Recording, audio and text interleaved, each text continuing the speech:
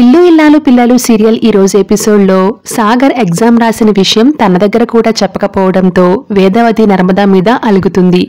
మీరు మీ మొగుళ్ళ కోసం అంత ఆరాటపడుతున్నప్పుడు నేను నా మొగుడు కోసం ఆరాటపడడంలోనూ అలగడంలోనూ తప్పేముంది? మా ఆయన బాధ నా బాధ కాదా అంటూ వేదవతి అంటూ ఉంటే అత్త అంటూ ప్రేమ వస్తుంది. అత్త లేదు తొక్క లేదు, మీరు నాతో మాట్లాడొద్దు అంటూ నర్మదా ప్రేమ ఇద్దరిపైన అలుగుతుంది వేదవతి. ఇక మరోవైపు శ్రీవల్లి భాగ్యం ఇడ్లీల దగ్గర తెగ సంబరపడిపోతుంది జరిగిందంతా చెప్పి. ఆ ప్రేమ నర్మదాల పరిస్థితి నీళ్లలో పడ్డ అప్పడమైందమ్మా.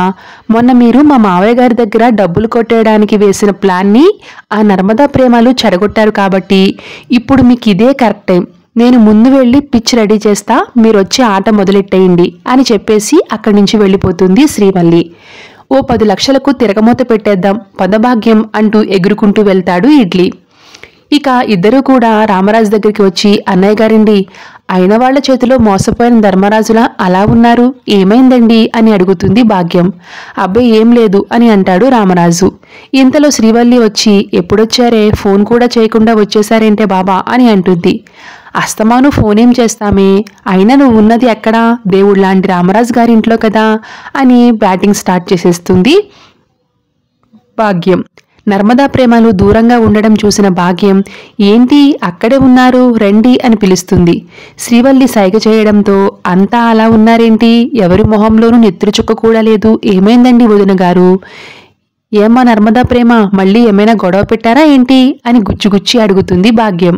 దాంతో రామరాజు, అబ్బా నువ్వు ఫస్ట్ విషయంలో ఏం విషయం చెప్పడానికి వచ్చారు అని అంటూ ఉంటాడు విసుగ్గా. అదేనండి అన్నయ్య గారండి, బాగా బతికిన వాళ్ళం కదండి, ఆస్తులన్నీ పోగొట్టుకుని అభాగ్యులం అయ్యేసరికి అందరికీ నవ్వులు పాలైపోయాం. అందుకే మళ్ళీ కష్టపడి ఎదగాలనుకుంటున్నాం. మేము పచ్చళ్ళ వ్యాపారం చేయడానికి మీరు సాయం చేస్తానని అన్నారు కదా, కానీ ఈయన ఉప్పు ఎక్కువ వేసి చెడగొట్టేశారు. ఇంకేదైనా వ్యాపారం చూసుకోమన్నారు కదా, అందుకే అద్భుతమైన ఆలోచనతో మీ సాయం కోసం వచ్చామండి అని అంటుంది భాగ్యం. సరే అదేంటో చెప్పండి అని అంటాడు రామరాజు. అదేనండి అన్నయ్య గారు, ఈ మధ్య కొడుకులకు పెళ్ళాలు రాగానే మారిపోతున్నారు కదండి, మీరు మమ్మల్ని కన్నంత మాత్రాన మేము మిమ్మల్ని చూసుకోవాలా అని ఈ మధ్య తల్లిదండ్రుల్ని చూడకుండా వదిలేస్తున్నారు కదండి. అట్టా పిల్లలు చూసుకోని తల్లిదండ్రుల్ని మేం చూసుకుంటామండి. అట్టా వాళ్ళని చూసుకున్నందుకు నెల డబ్బులు తీసుకుంటామండి. కాబట్టి వాళ్ళ కోసం పెద్ద ఇల్లు తీసుకుని వాళ్ళు ఉండడానికి అన్ని కొనాలి, పెట్టుబడి కాస్త అవసరమవుతుంది. కాబట్టి మీరు 10 లక్షలు అప్పుగా ఇస్తే మళ్ళీ ఇచ్చేస్తాం అన్నయ్య గారండి. రేపటి రోజున అలాంటి పరిస్థితి ఎవరికైనా రావచ్చు. పిల్లలు చూడని తల్లిదండ్రులు ఎంతోమంది ఉంటున్నారు. అలాంటి వాళ్ళకి సాయం చేసినట్టుగా కూడా ఉంటుంది. అవునా కాదా, మీరే చెప్పండి అన్నయ్య గారండి అని అంటుంది భాగ్యం. దాంతో రామరాజు ఆలోచనలో పడతాడు.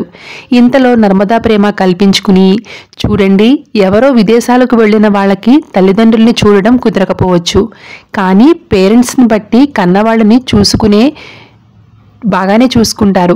ఎవరో కొంతమంది తప్ప తమ కన్నవాళ్ళని పిల్లలు బాగానే చూసుకుంటున్నారు. లక్షల్లో ఒకరో ఇద్దరో ఉంటే అలాంటి వాళ్ళ కోసం చాలా ఉన్నాయి. కాబట్టి మీరు కొత్తగా స్టార్ట్ చేయాల్సిన అవసరం లేదు, దానికి 10 లక్షలు తగలేవలసిన అవసరం లేదు అని అంటారు. ఇంతలో రామరాజు కల్పించుకుని, చెల్లమ్మ మీ ఆలోచన నాకు బాగా నచ్చింది. ఎవరో ఏదో అనుకుంటారని మీరు ఆగొద్దు. ఎప్పుడు ఎవరు ఎలా మారతారో, కన్నవాళ్ళకి ఎలాంటి పరిస్థితి వస్తుందో ఎవరికీ తెలియదు కదా. నిన్నటి వరకు కన్నవాళ్లు చెప్పినట్లు నడుచుకున్న వాళ్ళు రేపటి రోజున గుండెలపై తన్నేయచ్చు. పిల్లలే ప్రపంచమని కన్నవాళ్ళు అనుకుంటారు, కానీ వాళ్ళ ప్రపంచం వేరని వాళ్ళు అనుకుంటారు. కన్నవాళ్ళని ఒంటరి వాళ్ళని చేస్తారు.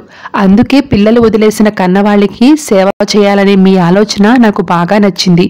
బుజ్జమ్మ, బీర్వాల నుంచి 10 లక్షలు తీసుకునిరా అని అంటాడు రామరాజు. మాట్లాడకుండా లోపలికి వెళ్తుంది వేదవతి. అయితే నర్మదా ప్రేమలు మాత్రం, కాస్త ఆలోచించండి మావయ్య గారు, 10 లక్షలు అంటే చిన్న విషయం కాదు, అన్ని విషయాలు చెక్ చేసుకునిస్తే బాగుంటుంది కదా అని అంటారు. దాంతో రామరాజు, ఏం అవసరం లేదు, మీలాగా వీళ్ళు వెన్నుపోటు పడడం లేదు, మనసులో ఒకటి పెట్టుకుని బయటకు ఇంకొకటి చెప్పడం లేదు. వాళ్ళు చేయాలనుకున్నది ముందే చెప్తున్నారు, కానీ మీలాగా దాచిపెట్టి మోసం చేయడం లేదు అని అంటాడు. అది కాదు మావయ్య, వాళ్ళు నిజంగా హోమ్ స్టార్ట్ చేయాలంటే ముందు ఇల్లు చూసుకోమనండి, అప్పుడు డబ్బులు ఇవ్వండి అని అంటుంది నర్మద. ఆపు నీ సలహాలు, వాళ్ళు నన్ను మోసం చేస్తారా?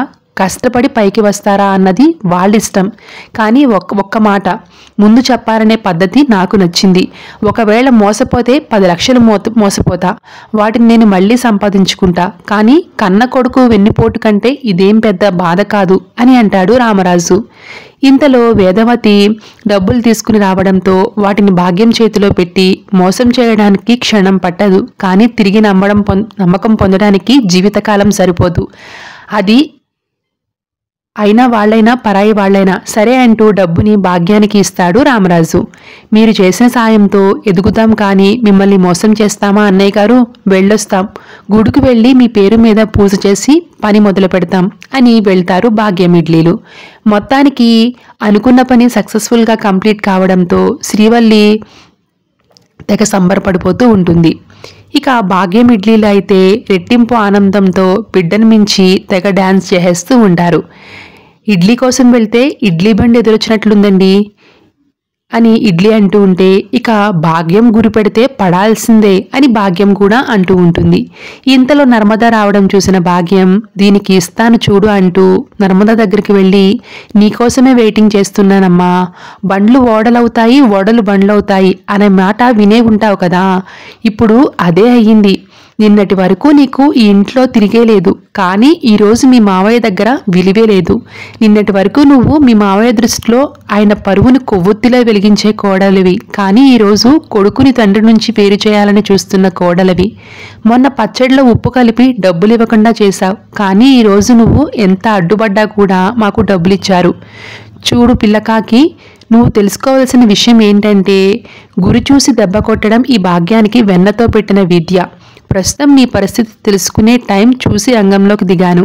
మీ మావయ్య గారి దగ్గర డబ్బులు గుంజేశా. దీన్ని బట్టి నువ్వు ఫుల్గా అర్థం చేసుకోవాల్సింది ఏంటంటే, నువ్వు బాగా కష్టపడి చదివి గవర్నమెంట్ జాబ్ చేసే తెలివితేటలు నీవైతే, నీలాంటి వాళ్ళని మడత పెట్టి చావగొట్టే తెలివితేటలు నావి.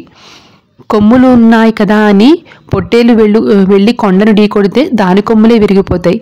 ఈ భాగ్యాన్ని ఢీకొట్టాలనుకోవడం కూడా అంతే. ఇకనైనా ఒళ్ళు దగ్గర పెట్టుకుని ఉండు అంటూ రేంజ్లో వార్నింగ్ ఇస్తుంది భాగ్యం. దాంతో నర్మద, గాలి ఎప్పుడూ ఒకవైపు వీచదు, టైం ఎప్పుడూ మీ వైపే ఉండదు. ఎగిరెగిరి పడుతున్నావు కదా, మిమ్మల్ని బొక్కబోర్లా పడేటట్టు చేస్తాను. మా మావయ్య గారి దగ్గర మీరు డబ్బులు తీసుకోవడం ఇదే మొదటిసారి, ఇదే చివరిసారి. మా మావయ్య గారి మంచితనంతో మీరు బాగుపడతారని సాయం చేశారు. చేతనైతే బాగుపడండి, లేదంటే మీ కర్మ, కానీ మీ ఆటలిక చెల్లవు అని అంటుంది నర్మద. దాంతో భాగ్యం, చింత చచ్చినా పులుపు చావదంటే ఇదే అని అంటూ ఉంటుంది. ఇక అక్కడితో ఈరోజు ఎపిసోడ్ కంప్లీట్ అవుతుంది. వీడియో నచ్చినట్లయితే లైక్ చేయండి. మరిన్ని సీరియల్ అప్డేట్స్ కోసం ఇప్పుడే మన ఛానల్ని సబ్స్క్రైబ్ చేసుకుని పక్కనే ఉన్న బెల్ ఐకాన్ని యాక్టివేట్ చేసుకోండి. Thank you so much for watching.